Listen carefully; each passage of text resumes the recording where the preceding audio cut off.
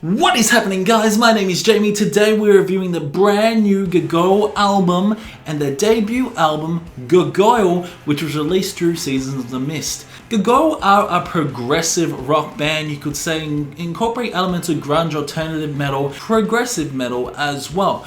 They really tie up with the concoction of genres in this album.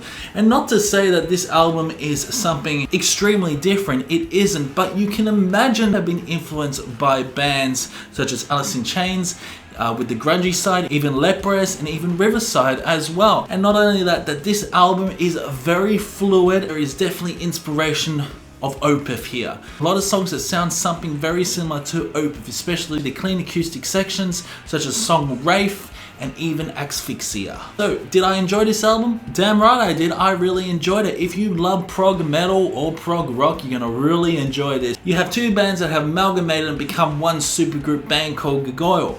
Now, there are some up and downs on this album, don't get me wrong, but mainly we're going to point on the positive sides of this album. With so many different flourishing guitars along with polyrhythmic sections, the amazing instrumental moments you get on this album is absolutely incredible, with very odd time signatures and crazy polyrhythmic sections. Not to mention the drums on this album, absolutely fantastic. Mike Portnoy will be fucking smiling if he heard the drums on this album. Really nice tight drum fills, not to mention some cymbal accents that would just melt your heart, because it's absolutely fantastic, it really is. Let's talk about his vocals. His vocals are okay.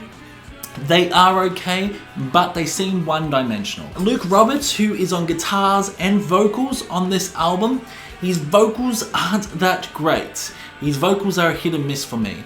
And I'm gonna be brutally honest that some of this album, vocal-wise, the album isn't as great. It's not a Mikhail Akervalt, he's not a Steven Wilson. He just sounds like Luke Roberts. And Luke Roberts can't sing for shit at times on this album. Lyrics overall, on the other hand, are really good. Definitely talking about the perception of life here, not to mention how life can be a nightmare. And I just feel like that some of this album, there is a light at the end of the tunnel, especially the song Asphyxia. Asphyxia is an absolutely fantastic song. And not to mention, there are some really nice jazzy elements on this album. Of course, metal and jazz go hand in hand together. Metal derived from jazz, we all know that. But there are certain jazz elements on this album, such as get a fucking saxophone on, what's that song called? On Acid Crown, which is absolutely fantastic. I just love the build-up of the song, the crescendo moments, and his vocals are actually really good on this song. And it leads up to a beautiful, upbursting eruption of saxophone on this fucking song, and it's just absolutely magnificent. The blending of the guitars are really good, the production's really good as well. There is an overall prominent bass on this album. The bass is absolutely pumping on this album. You really hear the prominent bass echoing throughout your ears, which is absolutely fucking fantastic. And my god, they incorporate elements of avant-garde. There are at times avant-garde metal on this album. I don't like avant-garde, but I really enjoy this avant-garde. It's absolutely fucking fantastic. They really nail the avant-garde style along with the progressive style with the different odd time signatures and polyrhythmic sections. Holy shit, this album is actually pretty good, not to mention the song Electrical Stairway. Electrical Sickness. Ooh, Electrical Sickness. Electrical Sickness is absolutely fantastic. I just love the upscaling on this song, the beautiful guitar melody, ba-da-da-da, like La Fi Fa Si Do or whatever you fucking call it with the vocal melody. It's absolutely fantastic, it really is. And when he sings Electrical Sickness, look, Luke Roberts' vocals are okay on this album. He just needs improvement with his vocal performance. Like, at times his vocals are quite one-dimensional, they really are, but on the other hand, you do really get at times some really nice vibrato in his vocals, but it just lacks. His vocals don't have the depth. He hasn't got much depth on his vocals, and that's one pet hate on this album, that the vocals didn't really gravitate towards me. The grungier side on this album is absolutely fantastic. Of course, you get some batshit crazy moments, especially through the song Waltz Dystopia, which has a very avant-garde style, menacing act structure on this song. It's absolutely fantastic. And I believe that there is also a guitar solo on this song as well.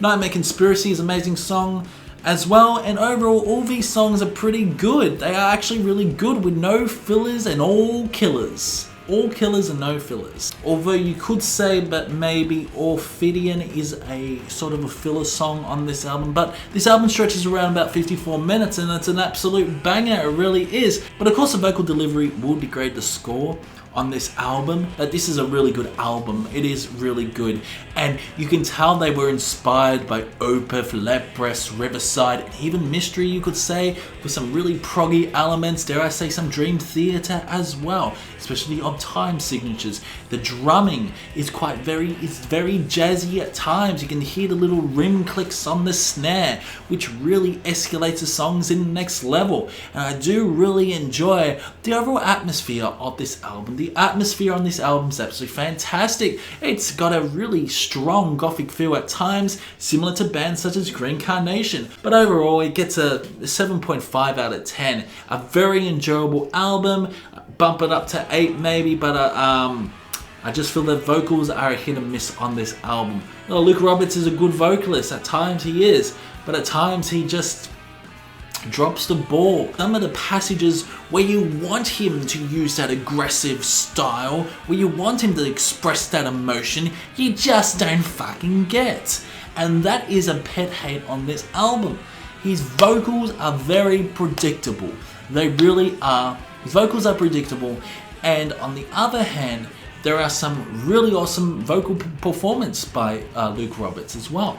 So it's a hit and miss album. Vocally, it's a grungy, good, spooky time with Gargoyl on their debut album.